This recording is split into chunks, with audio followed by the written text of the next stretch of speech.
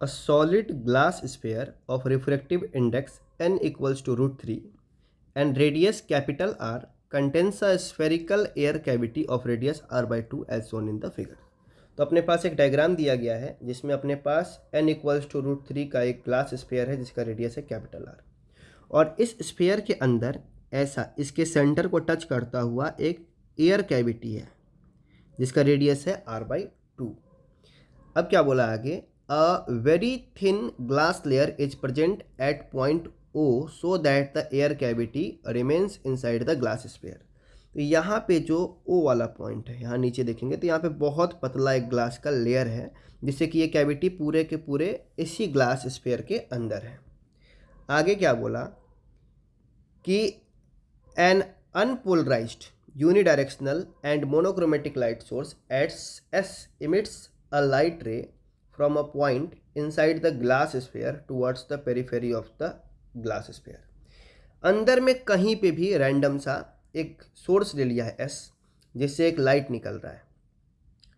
अब इसके बारे में आगे कुछ प्रॉपर्टीज हैं जिन पे बात हम करेंगे, बट पहले एक बेसिक बात समझते हैं कि अगर ये सोर्स था, इससे लाइट निकली S, और अगर इसके अंदर रिफ्लेक्शन कंसीडर किया जाए तो यहाँ जितना एंगल बनेगा थीटा, लॉ ऑफ रिफ्लेक्शन से वो एंगल यहाँ भी बनेगा थीटा।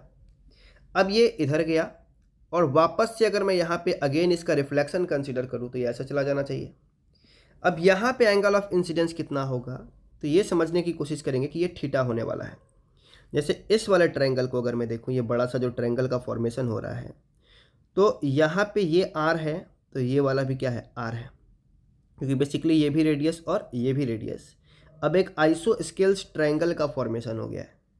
अब ये वाले साइड्स इक्वल हैं तो सामने वाले एंगल्स भी इक्वल होंगे, तो यहाँ पे जो आई होने वाला था वो बेसिकली थीटा ही हो जाता। जब ये थीटा हो जाता तो एंगल ऑफ रिफ्रैक्शन भी क्या हो जाता, अपना लॉ ऑफ रिफ्रैक्शन के अकॉर्डिंग थीटा। और सेम लॉजिक से इसके बाद ये कहीं भी जा कर के इंसिडेंट करता, जितनी बार भी ये इस ग्लास वाले से रिफ्लेक्ट होगा, हर बार इसका एंगल ऑफ इंसिडेंस और एंगल ऑफ रिफ्रैक्शन थीटा ही रहेगा। एक बात हमें क्लियर हो गया है कि यहाँ से थीटा शुरू हुआ था, जितने भी रिफ्लेक्शन होंगे सब थीटा एंगल पे ही होंगे। आगे क्या बोला कि if the glass is reflected from the point O, अब ये पॉइंट O ग्लास के अंदर नहीं है, ये एयर और ग्लास वाले सरफेस की बात कर रहा है। तो if the light is reflected from point O and gets fully polarized, then the angle of incidence at the inner surface of glass sphere is theta, the value of sin theta h। तो हमको ये theta का sin theta बताना है। अगर इस point पे, अब इस डायग्राम को बड़ा करके समझते हैं, इस पॉइंट पे ये जो O वाला पॉइंट है, इस पॉइंट पे जो लाइट इंसिडेंट किया है वो कंप्लीटली पोलराइज्ड हो गया है। अब रिफ्रैक्शन से कंप्लीट पोलराइजेशन कब आता है, जब वो एंगल ब्रेविस्टर एंगल के बराबर हो। और ब्रेविस्टर एंगल हम कैसे निकालते हैं, तो हमको उसके लिए एक लॉ है, Brewster law equals to tan theta P, जहाँ पे theta P is angle of polarization, equals to n, अगर एयर से इंसिडेंस हुआ है तो पहला मीडियम यहाँ पे एयर हो गया, इसको लाइन को इसको इंसिडेंट करने का। जब थोड़ा और डायग्राम एक्सप्लेन कर दूँ तो ये रे यहाँ से चला था, यहाँ आया, यहाँ रिफ्लेक्शन सफ़र किया, फिर यहाँ रिफ्लेक्शन सफ़र किया। इस पॉइंट पे जब ये ग्लास से एयर में एंटर करेगा तो एक रिफ्रैक्शन सफ़र करेगा, तो ये अपने पाथ से अगेन बेंड होगा, और बेंड होकर के जब ये यहाँ आ रहा है तो इस पॉइंट पे फिर से आया। आगे रिफ्लेक्शन कुछ भी हो सकता है, बट जो रिफ्लेक्टेड वाली रे मिल रही है इस पॉइंट पे वो कम्प्लीटली पोलराइज्ड है। मतलब ये वाला जो अपना एंगल है, ये angle, this is the Brewster angle और पोलराइजेशन एंगल। तो पहले हम ट्राई करेंगे उल्टा चलने की, यहाँ से पॉइंट O से शुरू करते हैं और इस थीटा को निकालने की कोशिश करेंगे।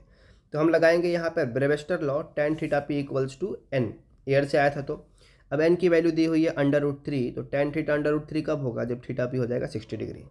तो हमको एक बात यहाँ पता चल गया कि ये जो एंगल होने वाला है, ये एंगल जिस एंगल पे ये लाइट आकर के O पे इंसिडेंट करेगा वो होने वाला 60 डिग्री। अब ये 60 डिग्री, तो यहाँ एक और छोटा ट्रायंगल है जो आइसोस्केल्स का फॉर्मेशन कर रहा है। ये वाला ट्रायंगल देखें, इसके सेंटर से, तो किसके सेंटर से, ये तो छोटे वाले एयर कैविटी वाले के सेंटर से अगर देखें तो ये वाला r/2 डिस्टेंस, और ये वाली डिस्टेंस जो आई है, जो यहाँ पे नॉर्मल ड्रॉ की गई है, एक्चुअली में जो हम रेडियस मिलाएंगे तो नॉर्मल बन जाएगा। तो ये जो r/2 ड्रॉ की गई है यहाँ तक अगर देखें, इस पॉइंट तक, तो ये दिस विल बी r/2। तो ये r/2 इस वाली लेंथ और r/2 ये वाली लेंथ, तो ये बराबर हो गया। बराबर हो गया मतलब ये वाला एंगल 60 था, तो ये वाला एंगल भी क्या हो जाएगा 60। और अगर ये 60 तो ये भी 60 हो जाएगा। मतलब इस बार ये जो छोटा ट्रायंगल बन रहा है वो इक्विलैटरल ट्रायंगल बन रहा है। बट अभी वो हमारा इंपॉर्टेंट नहीं है, हमें ये समझना था कि यहाँ 60 पे आया था ब्रेविस्टर एंगल, और यहाँ पे भी एंगल कितना है 60। मतलब इस वाले पॉइंट पे देखें तो ये जो एंगल ऑफ रिफ्रैक्शन है वो 60 है। तो स्नेल्स लॉ लगा करके हम इस तरफ जो एंगल ऑफ इंसिडेंस हुआ होगा, जैसे ये लाइट रे इधर से आई थी, ये थीटा पे आई और थीटा पे गई, बट जब ये इसे आएगा यहाँ से तो यहाँ पे कुछ तो एंगल ऑफ इंसिडेंस बनेगा, जो यहाँ 30 लिखा हुआ दिख रहा है। अब ये 30 कहाँ से आया, तो इस वाले छोटे से पॉइंट पे मैं स्नेल्स लॉ लगाऊंगा, तो मैं लिखूंगा 1 × sin θp, जो कि थीटा पी बेसिकली मैंने 60 के लॉजिक से लिखा हुआ है।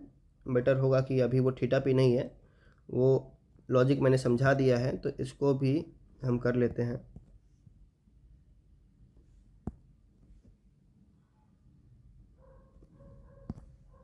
अपना 60 डिग्री। तो एयर वाले साइड से देखें तो रिफ्रैक्टिव इंडेक्स 1 और ये एंगल ऑफ इंसिडेंस या एंगल ऑफ रिफ्रैक्शन बोल दो 60। दूसरे तरफ हम निकालना चाहते हैं और उधर का रिफ्रैक्टिव इंडेक्स है √3, तो n × sin r कर दिया।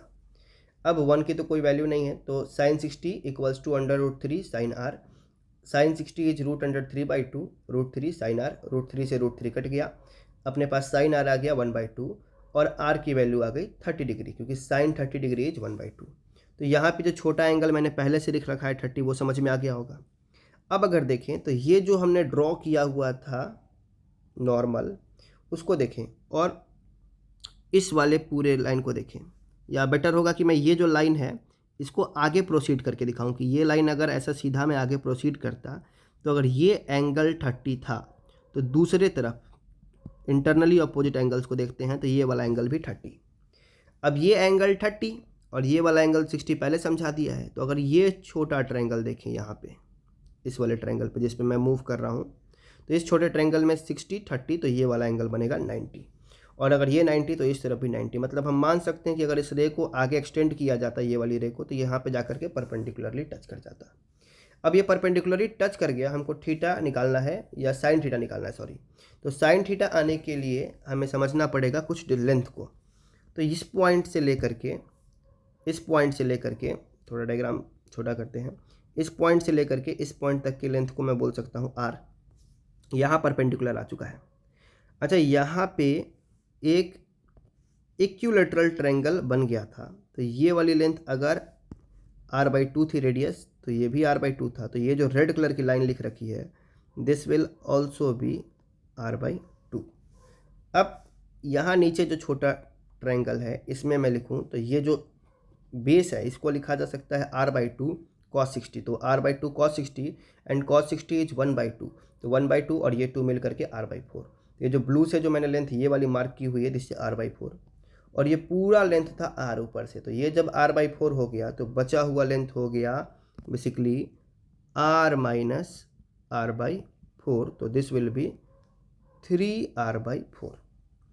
अब यहाँ पे एक ये बड़ा ट्रायंगल दिख रहा होगा, राइट एंगल ट्रायंगल, ये इससे आगे बढ़ के यहाँ पे इस पॉइंट से लेना शुरू किया, ये मिलाया, देन ये यहाँ पे 90, ये वाली लेंथ 3r/4, और इसके सेंटर से चल रहा है, ये बड़े वाले स्फीयर के सेंटर से चल रहा है, तो this length is nothing but capital R। तो अपने को इस बड़े ट्रायंगल में, इस बड़े वाले ट्रायंगल में ध्यान से देखें तो ये एंगल थीटा है, इसका हमको परपेंडिकुलर पता है 3r/4 और हाइपोटेनस पता है r।